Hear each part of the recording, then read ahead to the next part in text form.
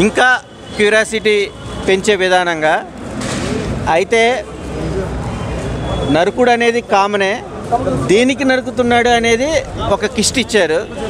ఆ కిస్ట్ తగ్గట్టుగా పార్ట్ 2లో కూడా దీని హైప్ అనేది ఏంటనేది ఆడియన్స్ రెస్పాన్స్ బాగుంటుంది. Watchable movie. Fight scenes violence అనేది నేను అందుకని మెన్షన్ చేశాను కదా. ఇప్పుడు నేను ఎందుకు పార్ట్ 2లో దీన్ని ఎండ్ ఇస్తారు అంటే ఒక పాయింట్ మెన్షన్ చేశారు ప్రభాస్కి. అది ఏంటనేది నేను రివీల్ చేయకూడదు. సినిమా చూస్తేనే ఒక ఫ్యాషన్ అనేది ఎంత ఇంట్రెస్ట్ ఉంటుందో, ఒక మదవెక్కిన ఏనుగుని ఎలా కంట్రోల్ చేయలేరో, దేనికి ఇంత ఇంపార్టెన్స్ ఇస్తున్నాడు, మంచికి ఇస్తున్నాడా చెడుకి ఇస్తున్నాడా ఏ రేటింగ్ ఎందుకు ఇచ్చినారు అన్న మూవీకి? ఏమైనా అడల్ట్ సీన్స్ ఏమైనా ఉందా అన్న? క్రాస్ చేసే అవకాశాలు ఉన్నాయా? బాహుబలి అది సోషో ఫ్యాంటసీ సంబంధించింది, అది అన్నదమ్ముల నిమిత్తము. ఇది ఏంటంటే ఫ్రెండ్షిప్.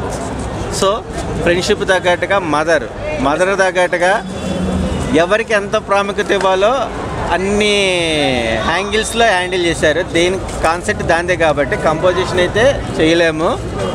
Watchable movie.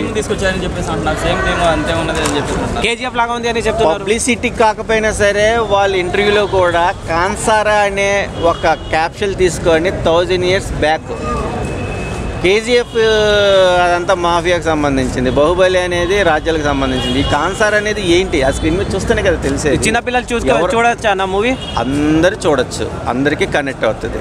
హిస్టరీలో సంబంధించిన కొన్ని లూప్ హోల్స్ యొక్క స్క్రీన్ ప్లే చక్కగా ప్రశాంత్ నీల్ గారు చూపించారు. కాబట్టి ఇదేమి మరీ అంత రాంగ్గా ఉండే మూవీ కాదు. కరెక్ట్ టైంలోనే కరెక్ట్గా రీచ్ అయ్యే విధానంగా దేవా క్యారెక్టర్లో ఒక డైమండ్ లాంటి డైలాగులు ఉన్నాయి. మెకానిక్ వర్షన్లో మెస్పరైజింగ్ ఉంది.